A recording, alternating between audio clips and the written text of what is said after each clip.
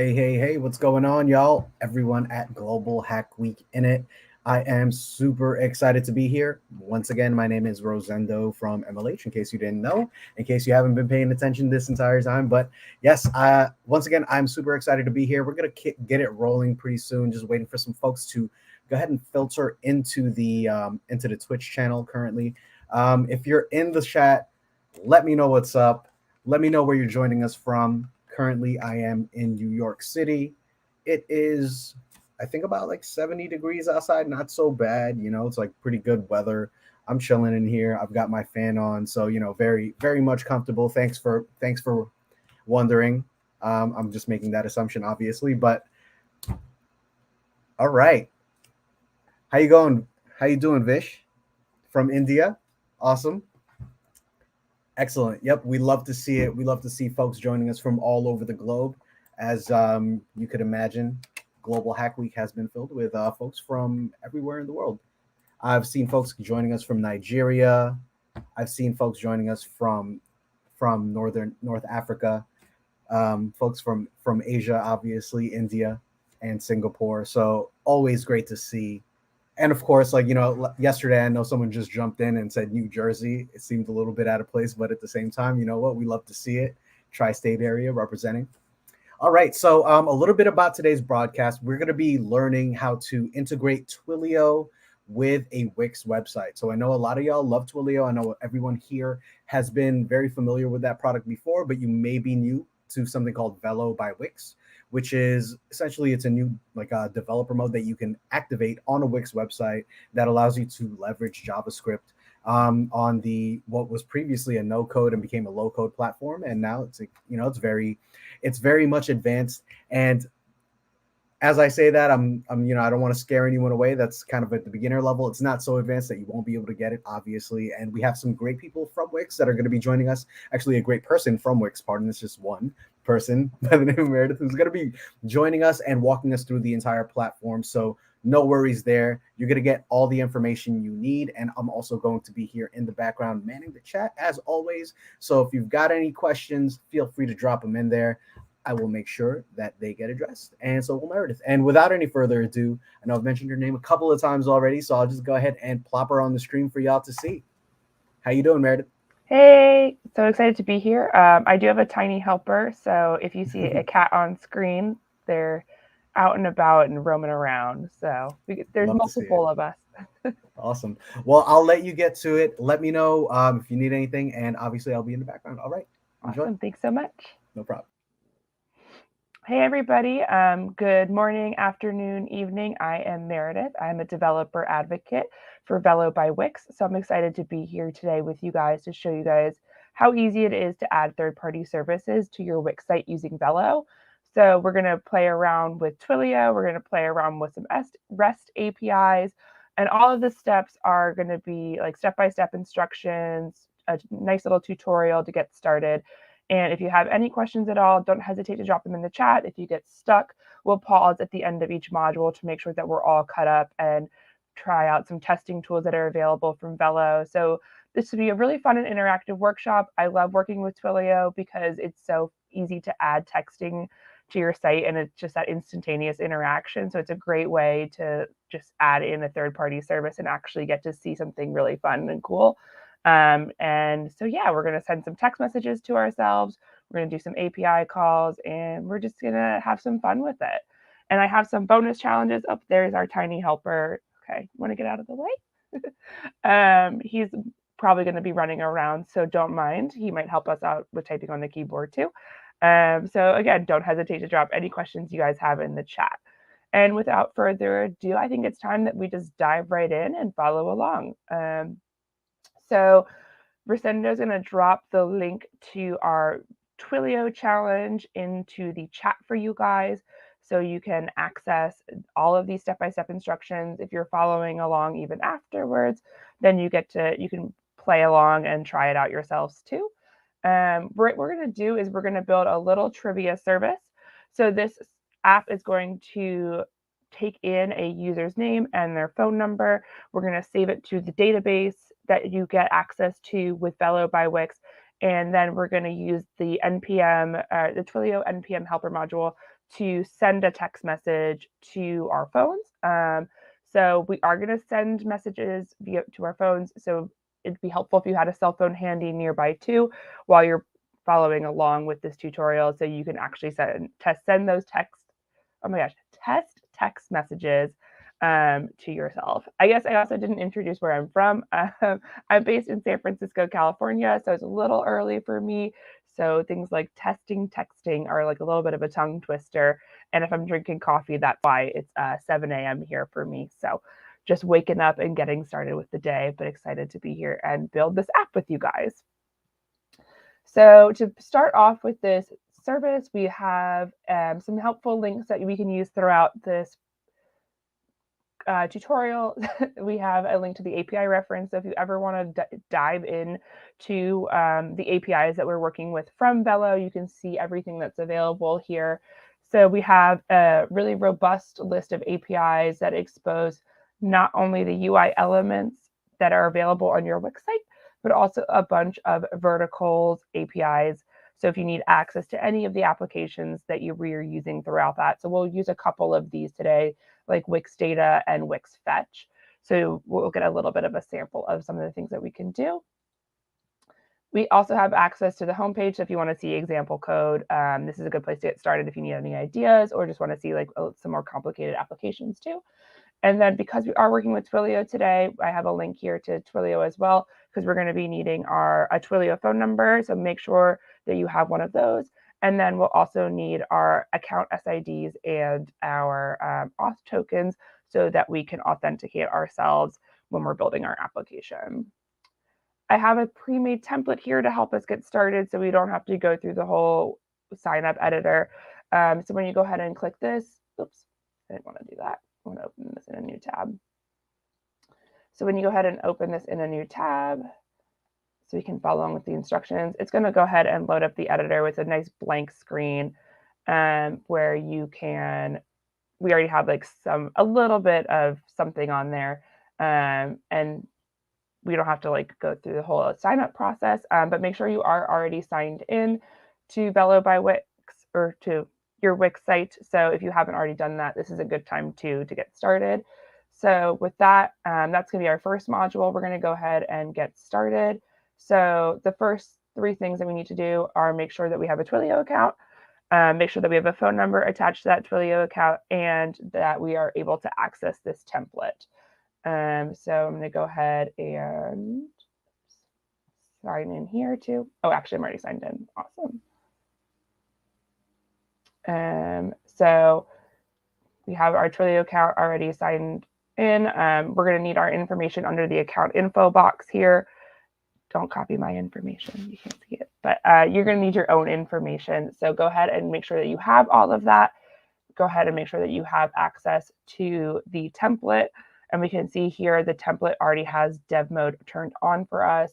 And yeah, let's go ahead and make sure that we are ready to go. So if we have your phone number, your account SID, and access to the Velo by Wix template, go ahead and give me like a thumbs up or a yep in the chat, just so I can know that we are good to go.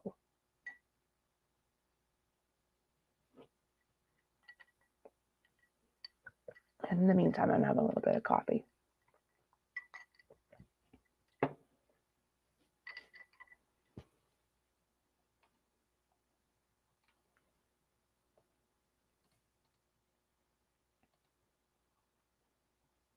Yeah, I know that you guys have done a bunch of stuff with Twilio this week too already, so I'm hoping that everyone already has an account and is signed up with their trial.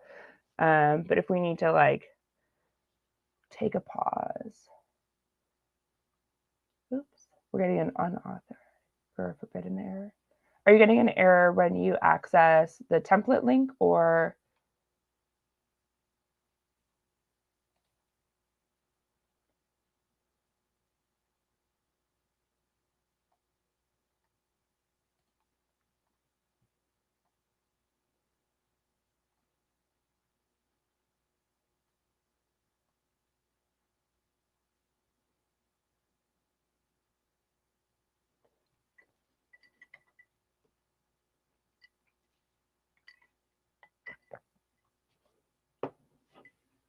Is anyone else having issues accessing the template? I think there might be one person who's having an error.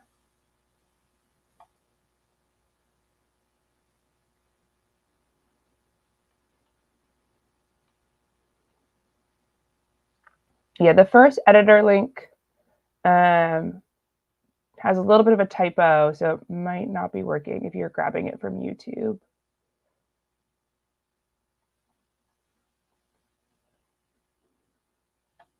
It looks like it's a little bit too long.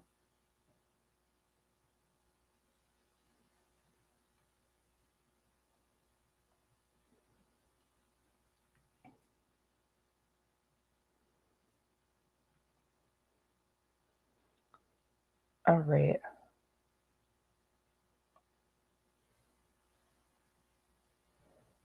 Cool. So I see that a few of us are done.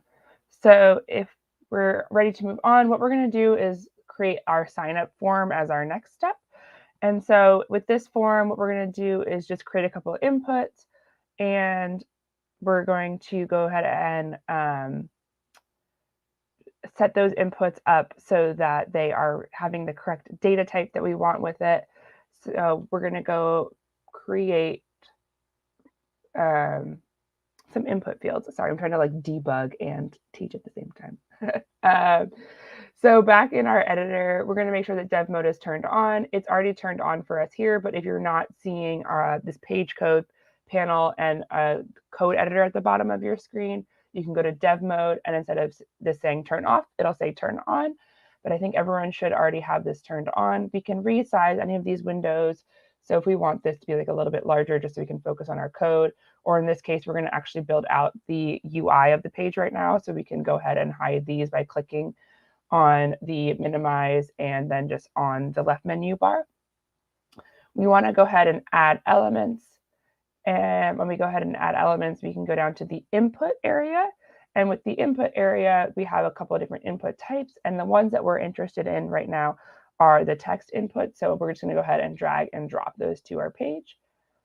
When we drop these on our page, when we pull up our menu bar, or sorry, our editor here at the bottom again, we can see that this is the ID of the UI element, and we want to maybe give this a more useful name, because input one is going to be hard to keep track of in your code to know what you're actually working with.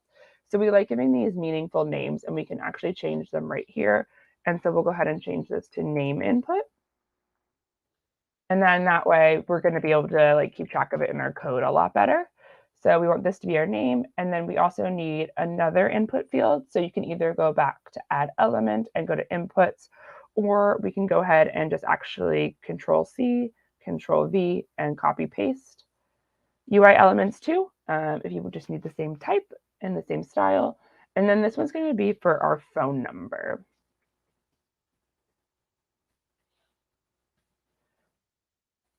So it's super easy to add multiple fields if it's the same type and element. So the other things that we want to do now that we've updated and created both a phone number input and a name input is update the text to make it easier for our users when they're working with this site, because it's good to always have a good user experience, even when we're building challenges and demos. So since this one's actually going to be a phone number, we're going to go into the settings. We can actually change the type too. So this would automatically do some data validation for us, which is super handy. So we don't have to do it ourselves. We can go ahead and set this to phone number. And then we can also update the placeholder text to say, instead of add your name, add your phone number, if you can spell. So that way our users know what they're supposed to be typing in each of these boxes. You can also add labels too, depending on kind of how you want your UI to look, but placeholder text works for us here. Once we have our placeholder text updated, so we're finishing up here on step number 6. The next thing we need to do is add a new element, and that we're going to add a button so we can actually submit this form. So I'm going to go back here, go to that plus to add elements. I'm going to go to button, pick whatever button fits your fancy. This one works just fine for us. I'm going to go ahead and line it up. and go ahead and name this our sign up button. And our sign up button does more than just buttons. So we're going to go ahead and change the value of our button, the text on our button. So we can go ahead and change text and icon and change this to sign up. You can also add icons to the buttons as well. So if you want to have it a little bit more visually interesting, go for it. Go a little crazy here. But this is all you need right now. You need an input field for the name, an input field for the number, and a button to start to enable you to actually have an event that will save this stuff into the database. And that is our first module. So go ahead and give me an okay or a done or a thumbs up if you guys are ready to move on to the next one.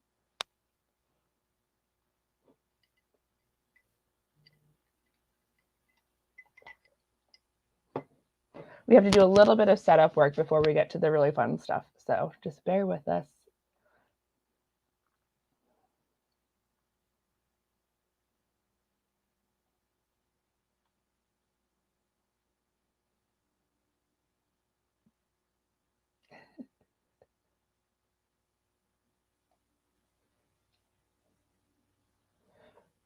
So Velo is a tool for adding JavaScript to your Wix site. With Wix, you cannot access the CSS and the HTML of the website.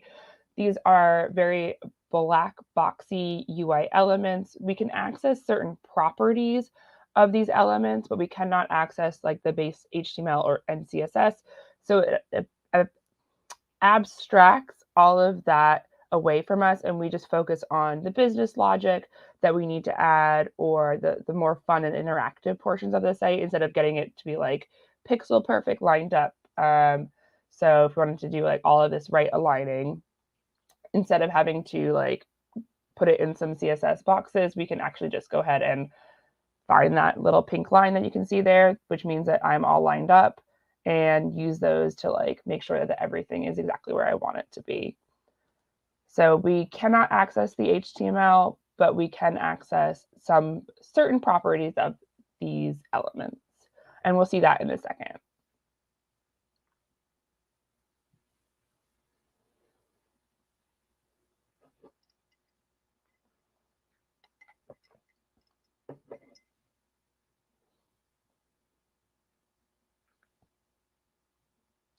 All right, so the next thing that we need to do is actually create a database. And this is super awesome because the database system is actually integrated into your dev mode site.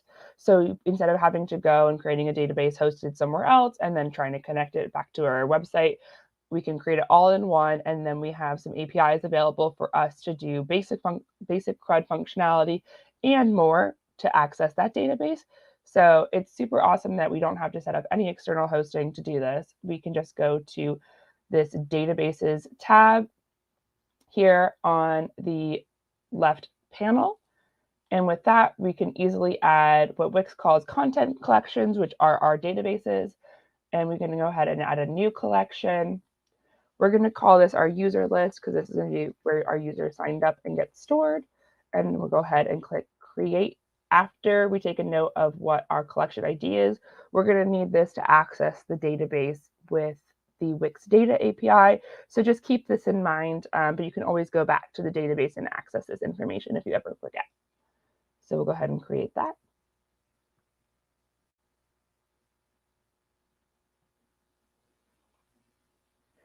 In here, we need two fields to store that data, those input fields that we just created.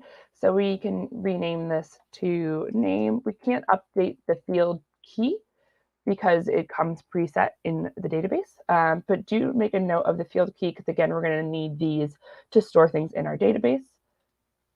And then we also are going to need a phone number field as well, and we can leave this as type text. Now, a phone number is very personal information. So what Wix can do is actually add an additional layer of encryption onto your database for PII so that you are compliant with all regulations across the globe, whether it's GDPR or whatever you have in your country. Like I know California has one too, but I don't remember what it's called. So we can actually label this as PII. and it'll add extra encryption onto this field too. So that's a nice little handy trick there. So we'll go ahead and save that. And this is the data that you need as well.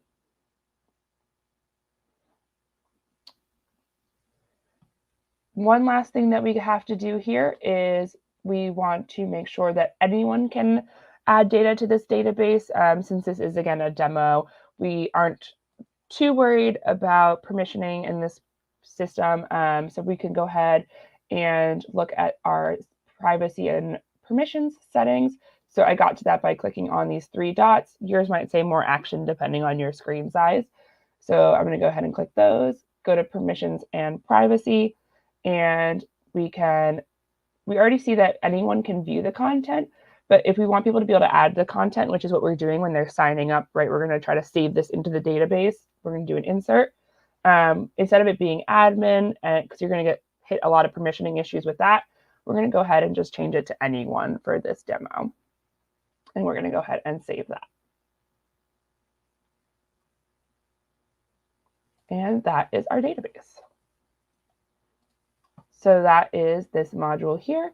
So your database should look like this, where you have a name. You can leave it as title as you want if you want, but just for visual purposes, I think it's handy if we go ahead and rename that. And then we need that phone number, which you can see the lock next to it. It's because it's PII, and so it has that extra layer of encryption.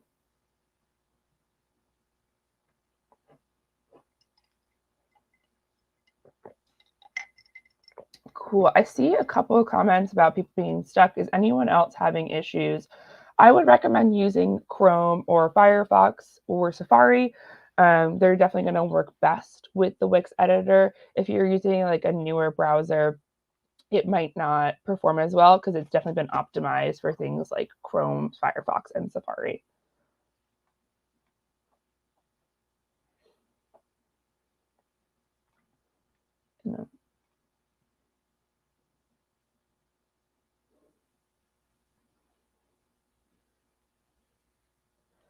All right. I think it's time that we get coding. So I'm going to go ahead and move on to our next step. Now that we have a database and we have our input fields, we want to hook them up together so that when we click that sign up button, we can actually store that data into our database. So we actually can do an insert. So what we can do is add event handlers to any UI element that we have on our page. So in this case, we want to go to the sign up button. We can find the event handlers here in our properties and events panel on the bottom right-hand side of your screen. If it's not there, go ahead and click on this kind of like box icon, and that'll bring up this properties panel. So if it's not there for you, this is how you get access to it. We're going to go ahead and click on an on-click event. It's going to give us a name. We're fine with that name. You can go ahead and click the plus or just hit enter. And it'll give us a skeleton of an event handler for this button, which is super handy. You can also attach it via the functions by accessing the UI elements. So another way to do this would be we're going to go to $W because that's how we select UI elements. So very similar if you've done jQuery before. And then we're going to select the element by the ID name. So in this case, it's sign up button. And then with that, we can also attach events here. So I can attach an on-click this way if you want. But we do need to be careful in keeping track of how we've attached events to our UI elements, because if I have both of these and I had code in both of them, these events are going to actually clash because they're trying to fire both at the same time, and you can't predict which one's actually going to get executed or how it's going to execute. So make sure that you only have one event attached to, or one instance of an event attached to a UI element. I can have all of these events attached to the UI element, but if I have multiple of them, because there are multiple ways to register event handlers onto UI elements, you might get some weird behavior on your site. So this one is a nice, easy way of doing it, is just by going through the code, or sorry, going through the UI. I see that we do have a question different collections to other fields within the database. So you can add references. I'm not 100% sure if that's what you're asking about. For example, customer page mapping, customer page. Yes. So you can reference, have reference fields in your database. So if we're in here, we're just doing really simple text inputs. But if you look through the list of other types available, you can have references. I missed it. There it is. You can have references or multiple references to other content collections as well. So this is handy if you do want to relate your database. Something that's really kind of interesting about this database does look like a relational database, but actually it is a MongoDB, so it's a document-based database, but it is presented more in like a relational database way. So little fun tidbit. All right, I got a little sidetracked by the questions. So back in our sign up button event handler, or click event handler, we want to go ahead and actually grab the inputs from, or the values of the inputs from the user input field.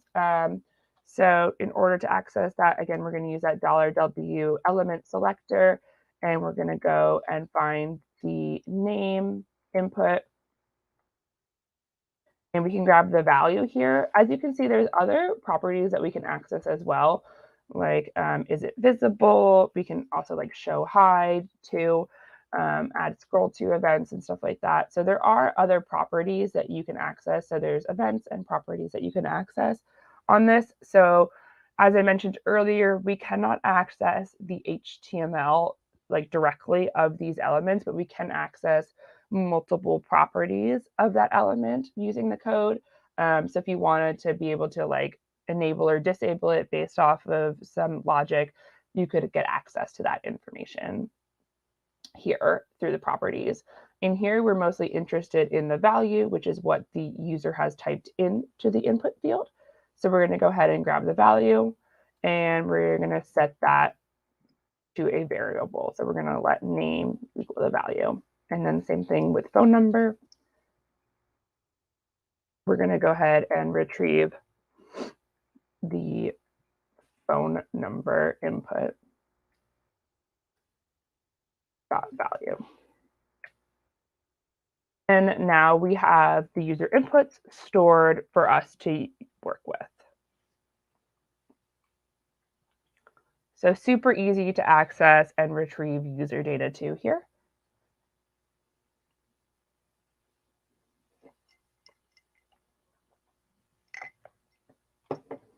And that takes us to step number 3 here. And once we have those values, we can actually go ahead and save them into the database. So in order to save them into the database, this is when we're going to start needing to access those vertical APIs that are available from Velo. So we're going to be looking at the Wix data API specifically in this module, which I have the links to the API reference whenever we learn about a new API. So if you ever want to figure out what more you can do with it, we can go ahead and click on those links and see all of the actions that are available. So we have CRUD functionality, which is our create, read, update, and delete. So we're going to go ahead and use the insert function. So it's like if you wanted to see more about how that worked, get some sample code. A lot of that is here in this API reference.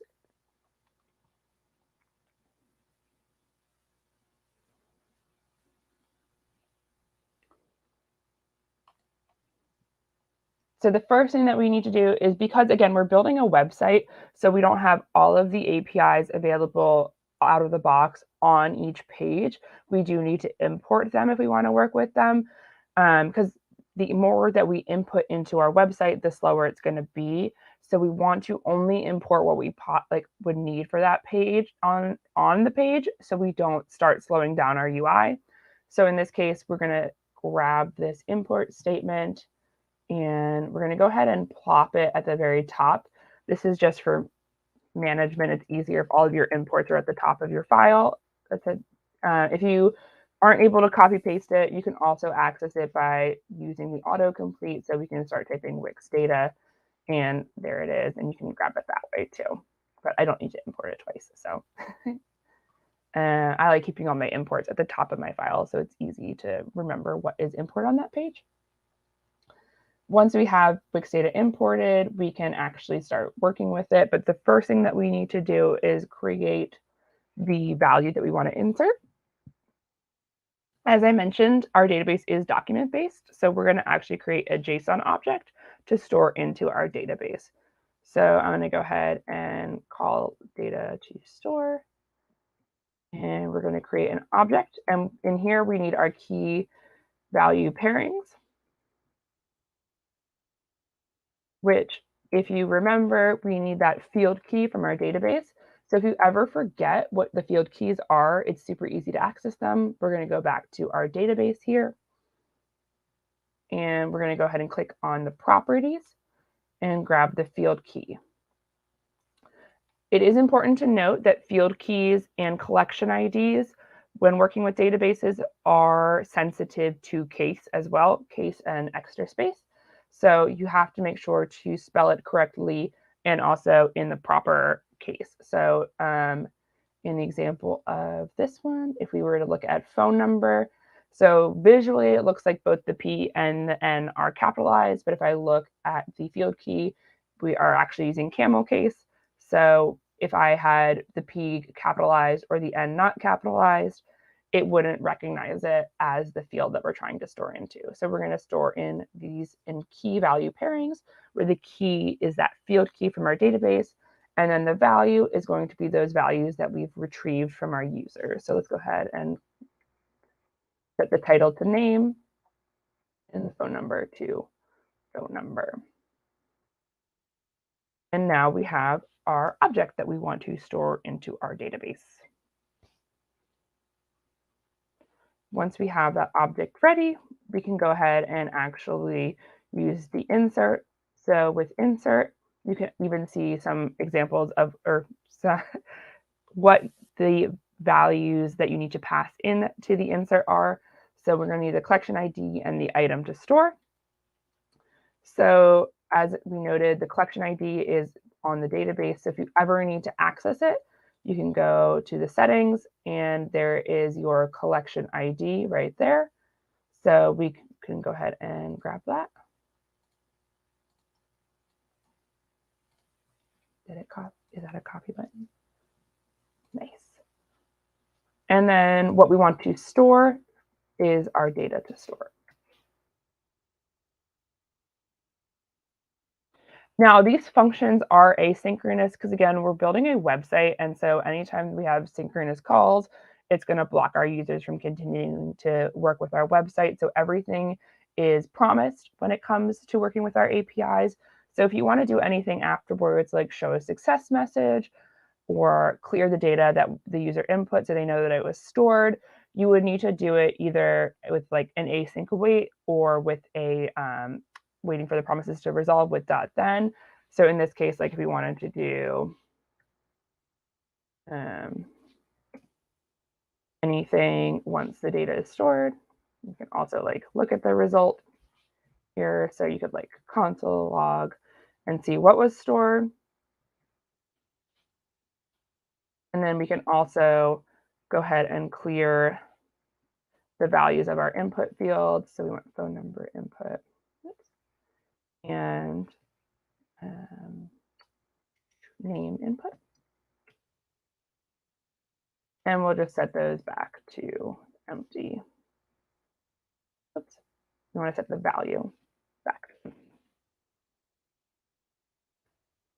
So you could also like, we can show hi to success message. So if you had like a text here that was hidden on default, because what you can do actually, if I go ahead and click back on an element, there are default values. So you can have things hidden or collapsed by default. So maybe you have a message that's hidden, and then when this successfully resolves, you go ahead and show that. So this would be like accessed via here as well.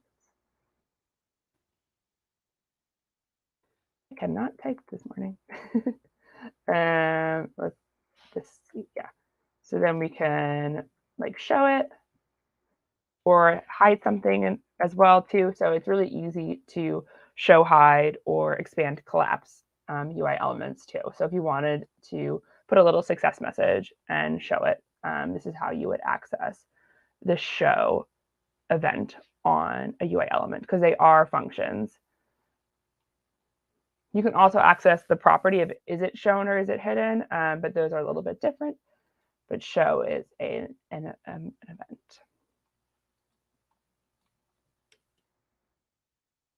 If we want to ever test how our database is working, or if our database is working, we can go ahead to preview. And we can go ahead and put in some test data. Go ahead and click sign up. And because I have that console log of that result, I'll be able to see what was stored in our database. We can go back into the editor and look at our database. And we can see that data is stored there as well. So we can always test our progress along with using preview. It's kind of like your QA or test environment pre-built into your Wix editor. So now that our database is stored, the next thing that we want to do is actually go ahead and install Twilio. So before we do that, I just want to make sure that everyone is caught up and able to store these values into their database. And you can also say hi to our little helper, Scotty here. Hey, Scott. He's going to come sit on my lap and be real useful.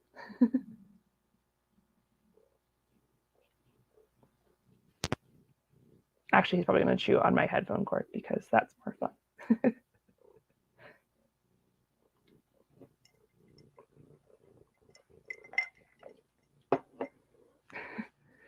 Oh, you're going to type on the keyboard.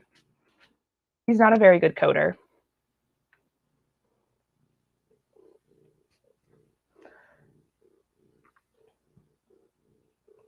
If you guys are successfully storing data in your database, go ahead and give me a thumbs up or a yeah in the chat so I know that we are ready to actually start working with Twilio.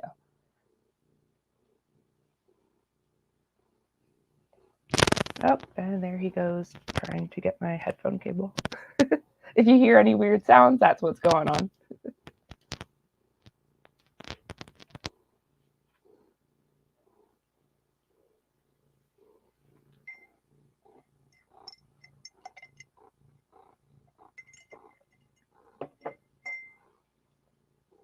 Good. We have data.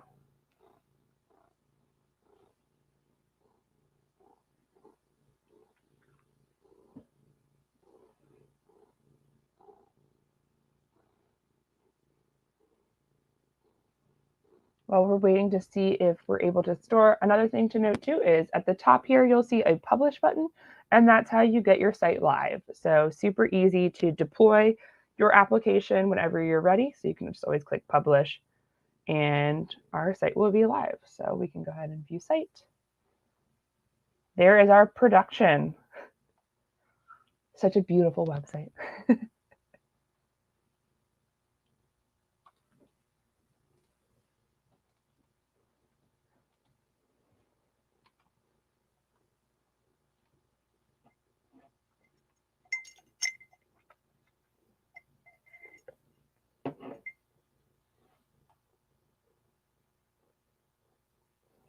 All right, are we ready to move on?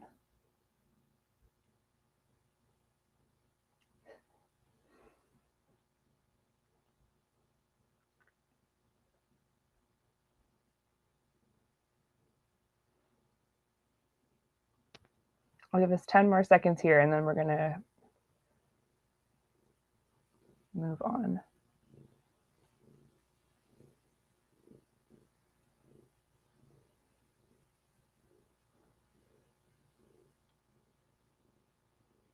All right, sweet, okay. Cool, so the next thing to do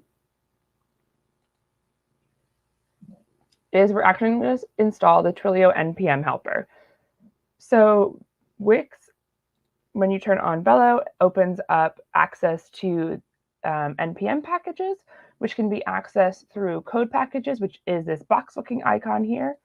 So we can actually install packages from NPM and work with them in our code. We can't work with every single package because there's certain things like you don't have access to the DOM with Velo. We don't want you to like accidentally break all of the, because if you saw when I published it, it asked me if I wanted to update the mobile site. So we don't want you to like accidentally break the responsiveness of your site, so you don't have full access to the DOM. But you do have access to a lot of packages like Twilio or SendGrid if you want to send emails, Stripe for payments, Lodash, Moment, Axios, etc. As you can see here, Twilio is even in the list. If you're not seeing it, you can always go into the search menu and go ahead and look for Twilio. That should be the first result. And it's super easy to install packages into our site. All we do is just click this install button. And it's going to be available for us to work with. And there it is. You can always check for new versions too. If you if you need to update your packages, get access to the NPM documentation, etc. So super easy to access it because all of this is running on top of a Node.js server. So all of your code is able to access all of your favorite features from Node as well with Velo. So once we have Twilio installed, we're ready to actually start working with it. So we're going to go to the back end of our website. So we've been working with the UI mainly, but you can actually add code to the back end of your site, which is going to be a more secure environment. So if you have any personal data, anything that like you don't want any like a malicious user to get access to, it's better to do it here in your public and backend areas, more specifically your backend, because your public can still kind of be accessed, but your backend is super secure and no one's going to be able to get into that area of your site from just like inspecting it in the browser. So we can easily add files here by either clicking the plus, or because I don't have anything here yet, we can just go ahead and click that as well. And what we want to do is create a web module. And what this allows us to do, I'm going to name it Twilio. Web modules in Velo enable you to access your back-end functionality via your front end. So we're going to create functions here. We're going to export those functions. And then anything that's exported will be available via the import notation on your front end as well. So this is a super easy way to connect back-end functionality to your front end of your site without, again, having to set up any additional tunneling or hosting or anything of that sort. We can easily import our functionality from our back end of our website. So we don't need any of this sample code in this page. So go ahead and feel free to remove all of it.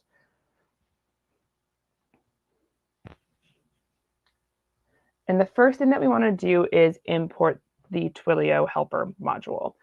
So if you don't know how to do that, we do have documentation available. Okay, you're in the way, little Scott. Available in the NPM area, so you can go back to code packages and you'll see a README of how to start working with it. So you can grab this. And again, since we like to have nice, clean, organized code, we're going to go ahead and put that at the top of our file. And then the other thing that we want to do is create a skeleton function for what we want to, for sending the text message. So as I mentioned, we do need them exported because we do want access to it on our front end. So make sure you use the keyword export. And then we're going to go ahead and call it send text message. Now this is going to take in a parameter because we have collected that user input of their phone number. So we want to use it. So let's go ahead and define a property called phone number, or a parameter called phone number. And that is the skeleton of the function that we'll need. Again, you can find all of this in the instructions as well. Okay, and just so my sample code works for us while we're going through, I'm going to go ahead and keep the name the same as what I wrote in the documentation. Now that we have our sample function there, we're going to need all of that information from our Twilio console here in our account information.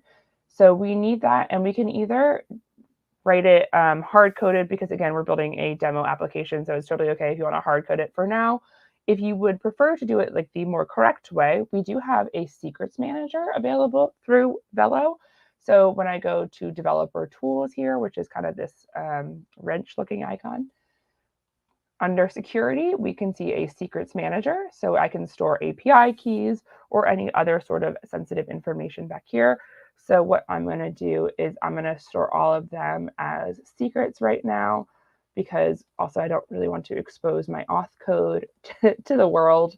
So we're going to go ahead and create all of these secrets real quick.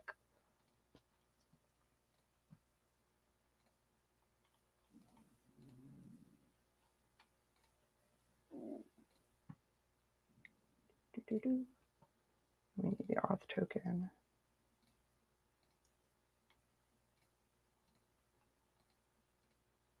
Not going to show that. And then the last one is going to be our phone number, which make sure that you have signed up for a phone number on your Twilio account.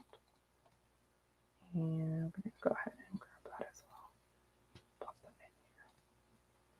Cool. So now I have my 3 secrets that I'm going to need to work with Twilio.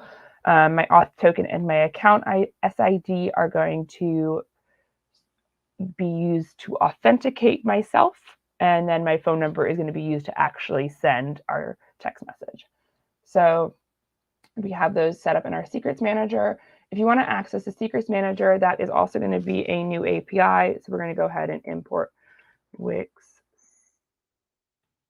Wouldn't it be nice if I could spell Wix secrets backend, but this is why we love autocomplete, because it helps us with that. And then this is going to be an asynchronous call. And again, we're not that worried about performance here. I'm going to just go ahead and like async await it, because we do also need that. So we're going to let the Twilio account SID equal await Wix secrets backend dot get secret, and it's going to be our account SID. And this will return the value from our secrets manager. So again, no one's going to be able to get access to that information because we're doing it in the backend. So you can't inspect and like find this information. But this secrets manager adds an extra layer of security, because if anyone was to get access to the backend code file, they would not be able to access those sensitive informations like your auth token or your account SID.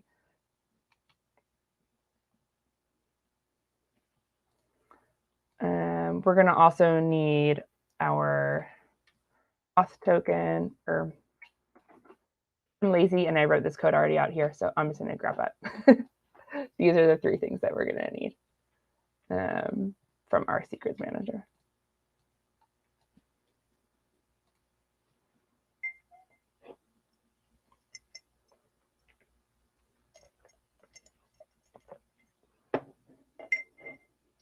So secrets are a little bit different than environment variables. Environment variables are things like settings you need within your ecosystem, versus this is generally speaking like more sensitive data.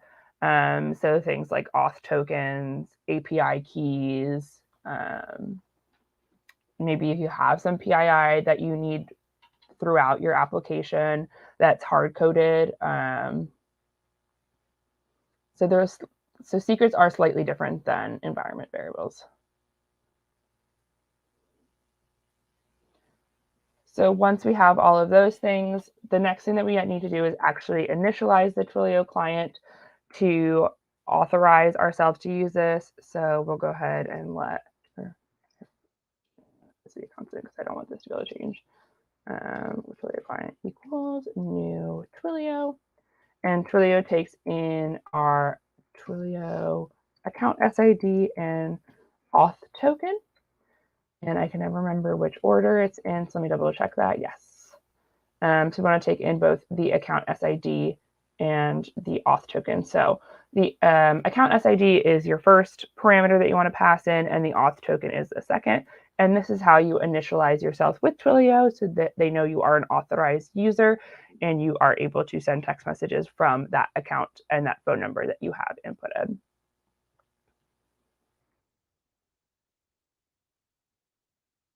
Now that we've authorized our client, what we want to actually do is access the messages resource from Twilio, because we're just going to be sending a text message here and we're going to create a new text message. So we're going to go ahead and access our Twilio client. Again, I can't spell, but that's why autocomplete is a savior. Messages create. And now create is going to take in a object for our message, which is going to include the to. So who are we sending this message to? From. So our Twilio phone number, I'm going to go ahead and fill that in now because we do know that. And we have access to it, and our body as well, which is where our message is going to be. And we can't send a text message with an empty body. So I'm just going to go ahead and add some placeholder text here to say hello world. Our to is actually going to be, we have that too, is going to be the input to the to phone number. So go ahead and fill that in. And so the to is going to be that passed in parameter to the function. The from is going to be your Twilio phone number. So whether you have that hard coded in or are accessing it via secrets manager is up to you right now. Because again, this is just a demo. And then our body, we just need a placeholder right now. So we're going to go ahead and make that hello world.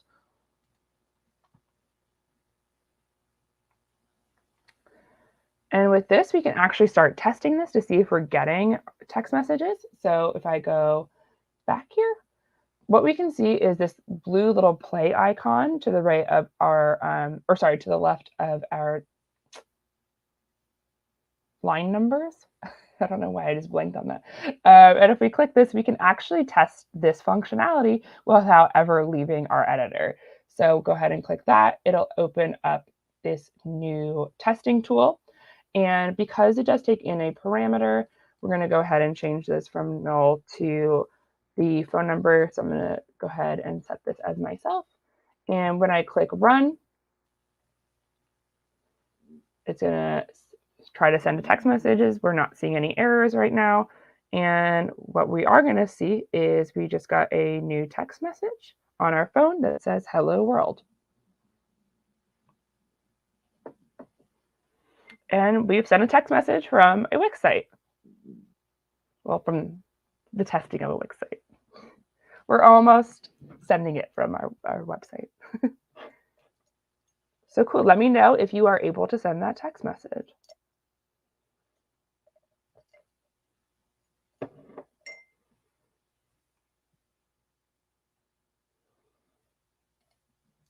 Yes. So the from phone number should be the phone number that you've signed up for in your Twilio account. So you can access that either here through your account information or under your phone numbers, and like you can manage your active numbers. And that's going to be the phone number that you want to use the from, because you're sending it from the Twilio account.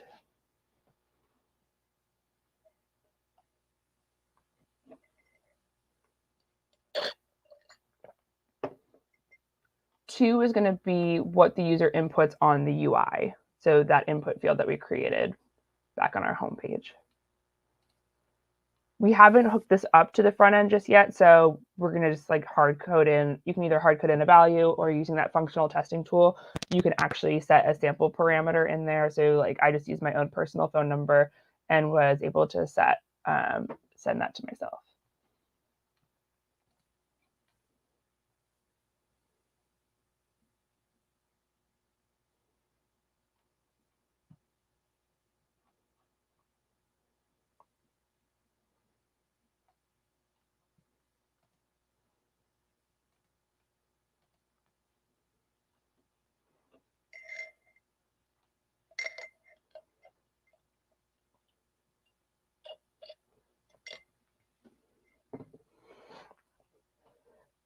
This recording is going to be like the Where's Waldo of Can You Find the Cat in Meredith's background.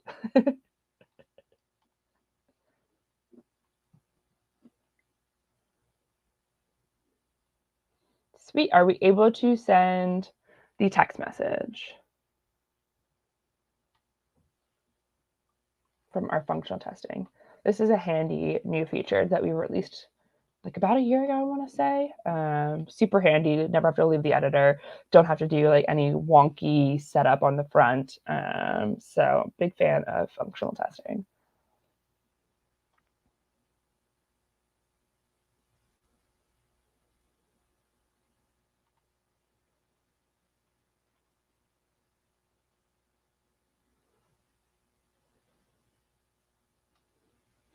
Awesome. So we're going to go ahead and move on to our REST API call. So this is how we're going to get our trivia that we want to send as part of our service. So in this case, we're going to use Wix Fetch. And Wix Fetch is just like any other fetch tool that you use to access API calls, or sorry, REST APIs, I should say. Awesome. We're having some success with text messages. Woo. It's fun, right? Like being able to text yourself. So we are going to need to import fetch. We only need the fetch method from Wix Fetch, so we can actually just import just that function, not the whole API. So back in here, again, to keep everything nice and organized, we're going to keep it up here at the top. We are going to need a new function called getTrivia. Oh, I always forget this does have that fun little feature. And this is where we're going to call the trivia API. Now, I have a suggestion for a trivia API called the Open Trivia Database here. I picked it because it doesn't require any authorization or authentication. We don't need API keys as well. So it's a super simple API call. We're only going to need one question, so we can also like change those parameters. And if you want to like set any filters like the category, difficulty, or type of question, you can also do that as well. And then generate the API URL. Ah! The sky is falling. My bad. My lighting is falling over. Sorry, guys. Oh my goodness. Stay. Okay.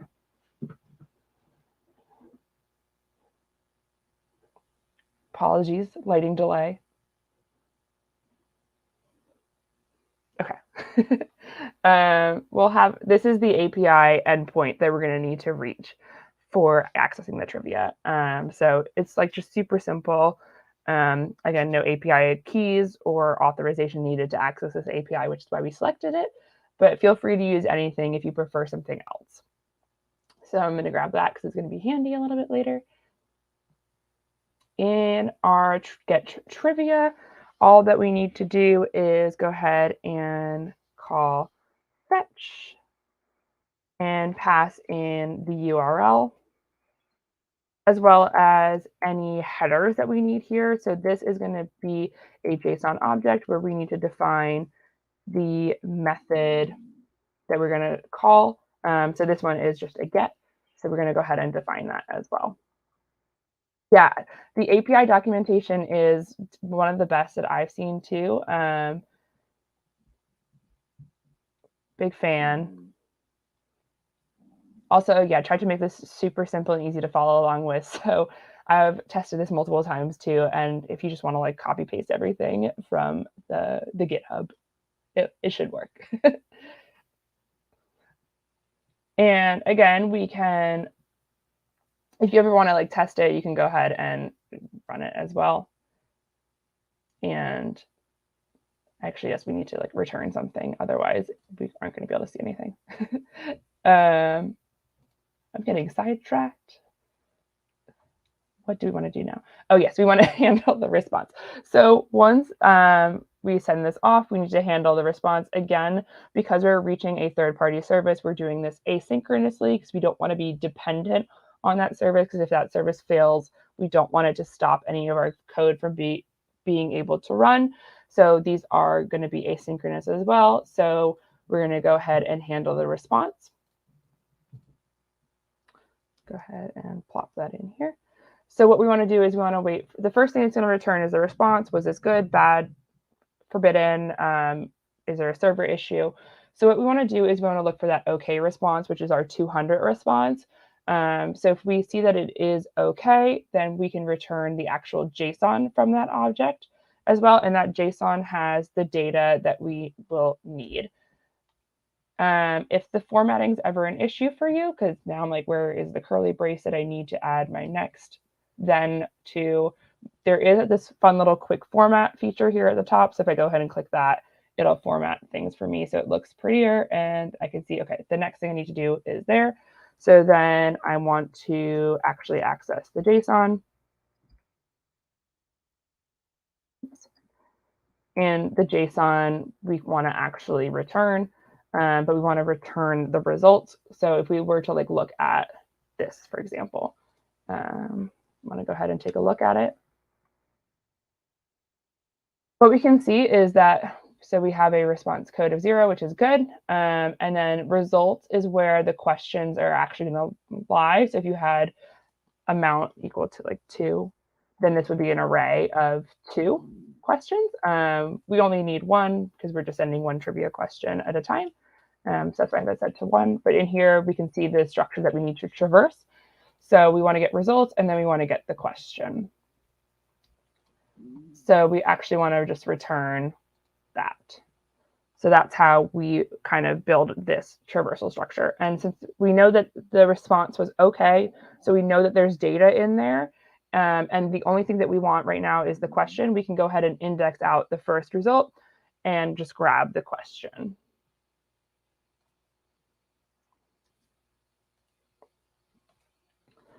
And then the last thing is we actually need to be able to return this as well. So go ahead and make sure that you have that return keyword at the beginning of your fetch too, so that something is returned from our get trivia function.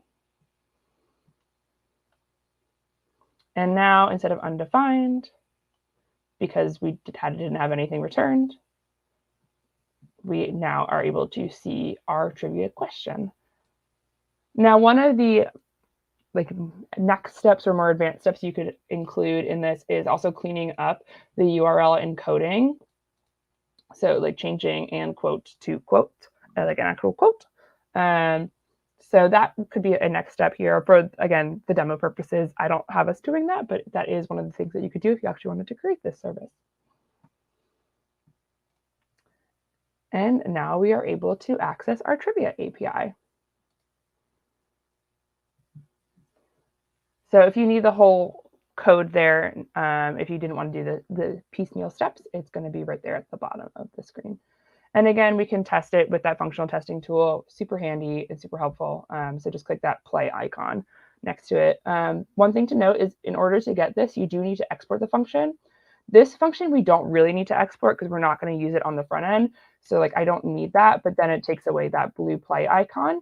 So I can't do the backend testing. So if you ever want to test a backend function, just go ahead and throw that export keyword in front of it, and that'll bring up that functional testing feature. But feel free to remove it when you're actually like putting this code into your productive site.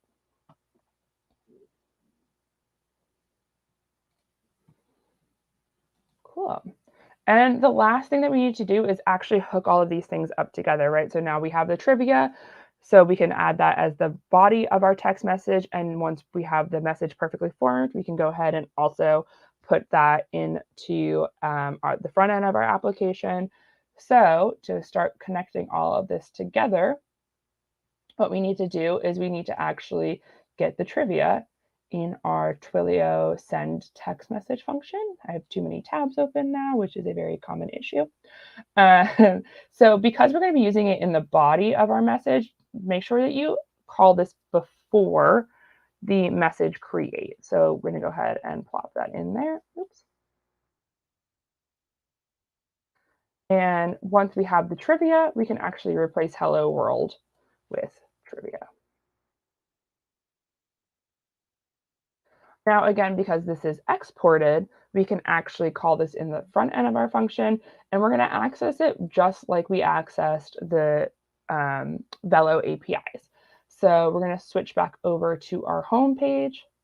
And in our home page, either before or after our insert. Let me go ahead and do a quick format to make sure I am moving correctly.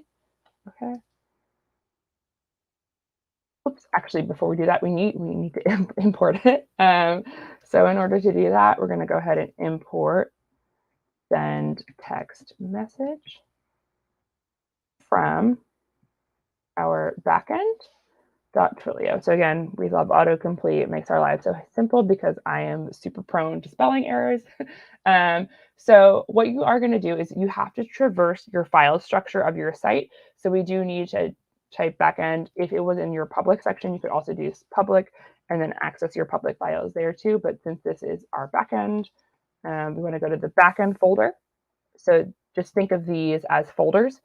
So public is one folder, backend is another folder, and then we can access Twilio. If you have more folders in here, because you can organize things as well. So maybe this, I'm just going to call it code for right now. So if you needed to access anything in that folder as well, so we could do backend /code and then access the files that way. So just think of what's in your public and backend as folders. Oops, and we need the Twilio one. Oops. But we're going to start on the page code. So the page code is going to be your front end of your application.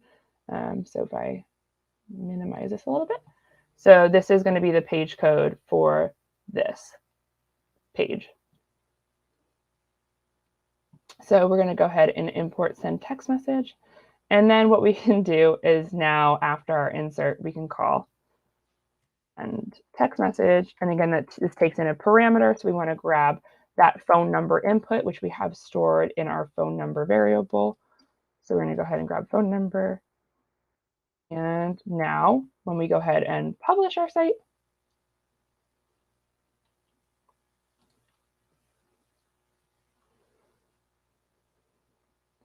we're going to go ahead and pass in a value. So maybe, oops, I'm going to go ahead and sign up. And now we're going to wait for our message. Oh, actually, I already got it. And my trivia question is, in World of Warcraft lore, who was the first to have the title the Ashbringer? I have no idea because I don't play World of Warcraft.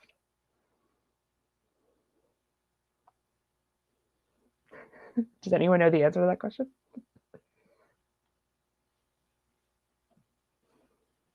But yeah, so now we have our trivia text messages.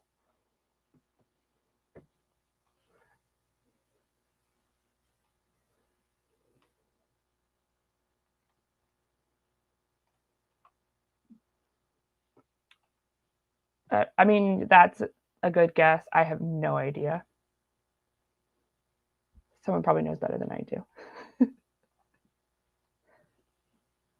Yeah, so it's super easy to add texting to your site. One of the things that I have listed as a bonus next step, because that's kind of where we're going to stop today. So if you want to keep trying to build this out even more, I have set this up as a daily trivia site. So we are storing the user information into a database. And so one of the things that we can also do with Velo is create scheduled jobs. So if you actually wanted to create that daily text message send, we can go back to our backend, and under here, we can actually create scheduled job files. And here you could schedule a job that happens every single day to send that text message to everyone who has signed up in your database.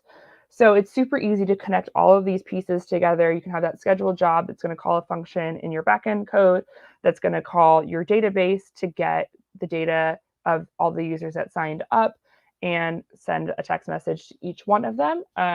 So it's super easy to add more advanced functionality to your Wix website.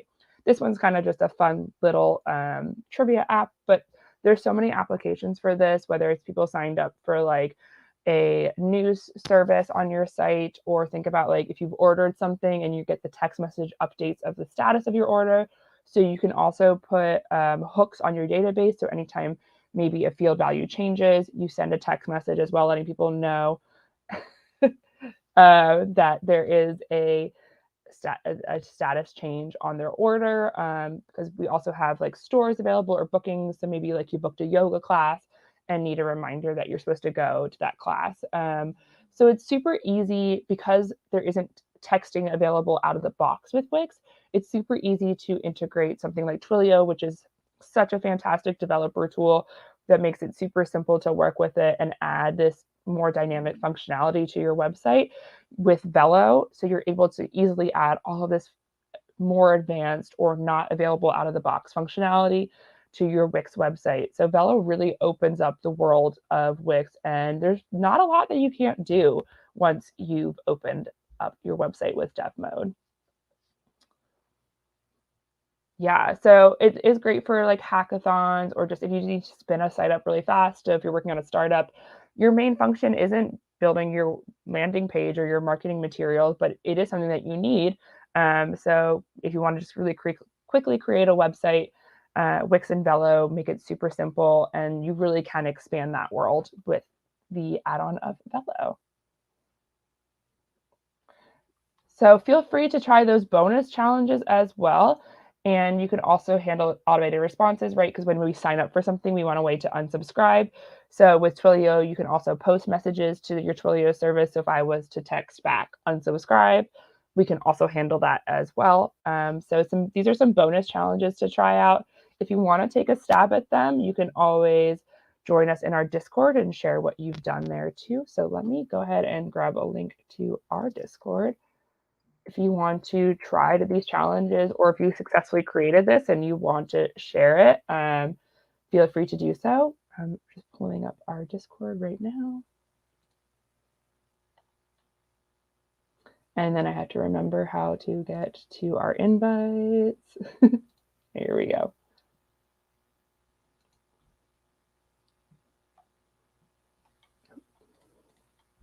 I'm going to go ahead and drop that over to Rosendo so he can share that with you guys. So feel free to join and share your progress or ask questions if you need any help. And we are always like super down and excited to help you explore the world of Velo, see everything that you can do. Our Discord community is a super exciting and welcoming place. We've got users from all over the world there. A couple of our Velo certified developers have actually dropped out of college and are doing this full time. So if you're looking for a job, they're always looking for developers. All you need is a JavaScript background, and it's super easy to get started on Velo. So you don't have to learn a whole new tool set, which is super awesome. Wix out of the box is free. So everything that we've done was free. If you wanted to, if you like can see on the site, you have this ad bar at the top. If you wanted to remove that and connect to your own domain.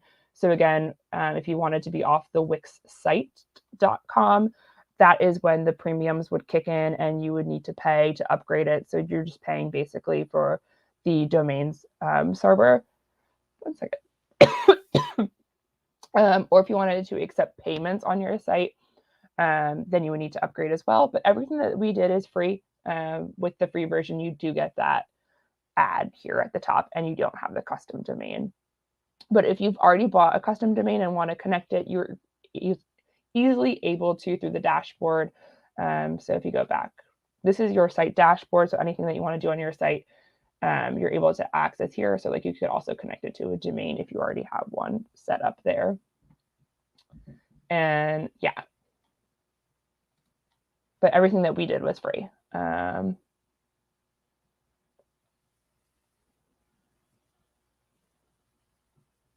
Yeah, so the premium is just, again, that domain hosting, removing ads, and being able to sell things on your website.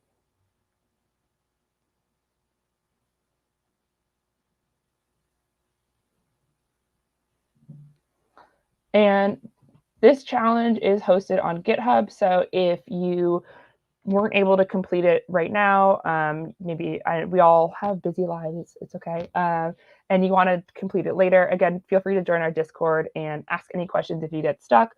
You can access this link. It'll live here in perpetuity. So this challenge will be available at any time if you are looking at the GitHub for the Velo by Wix Twilio challenge, and all of the steps will be there. If there's any changes to the product, we'll keep this up to date as well. But this challenge will live on forever and ever and ever. Before we wrap up for the day, are there any other questions? Is everyone able to send text messages? Did we have some trivia questions?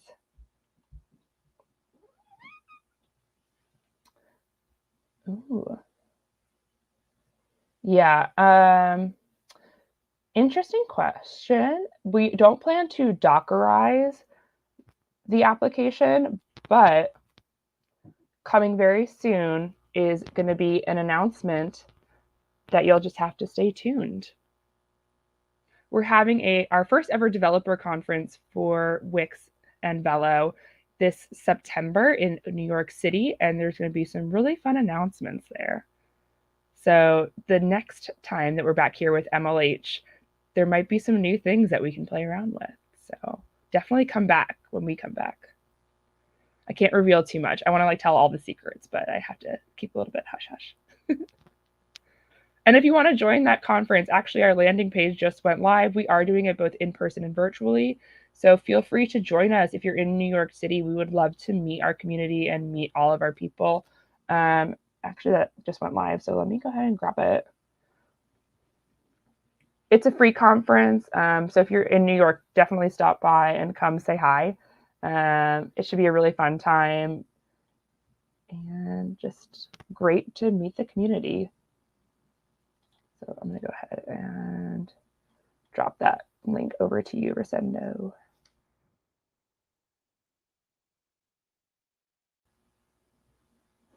Unfortunately, Scotty won't be able to join because he's a cat, and flying with cats is not the most fun.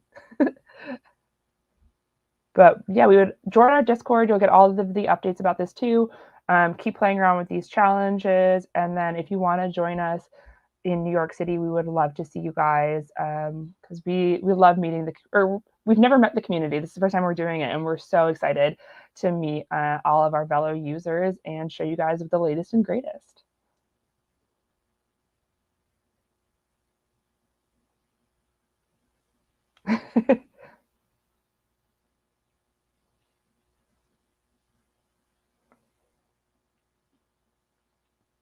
Awesome. Well, thank you guys so much for joining me today. Again, if you have any questions about this challenge, feel free to pop them in the Discord. I'm in there checking it relatively regularly. So happy to help out with any questions that you have on the challenges. If you tried the bonuses, share that with us as well. I'll share the final code too in there too if we've got some people trying to complete that challenge.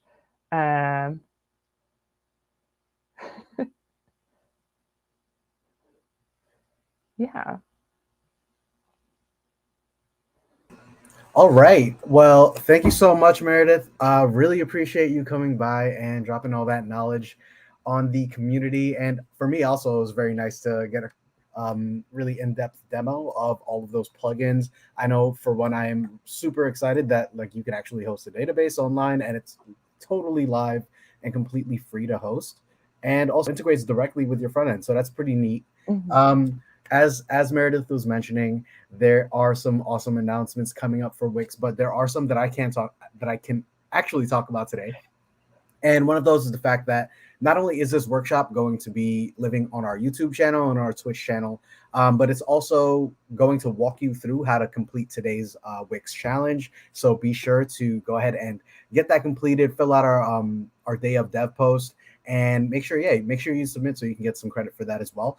In addition to that, everything you learned today is going to be super relevant. I saw some folks on the chat actually saying, hey, this will be great for hackathons. Well, you know what? You're in luck, because we are actually going to be working with Wix moving forward during the fall, and maybe even in the beginning towards the end of the summer.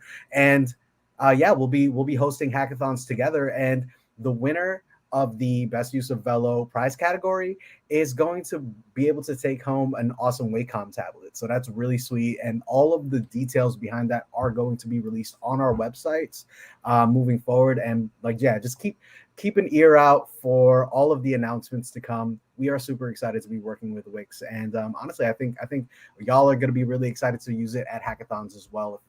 If today was any indication of the reception it'll get from the MLH community, I think we are in for a very positive time. So thanks once again. y'all are really amazing. Really excited to see what y'all hack together and what y'all build. So yeah, that's pretty much it. Awesome. Thank you so much. We're super excited to be part of MLH and can't wait to see all of the amazing things the community builds. For sure. All right. Thanks again, Meredith. And thank you all for joining. Have a good one, y'all. Bye, guys.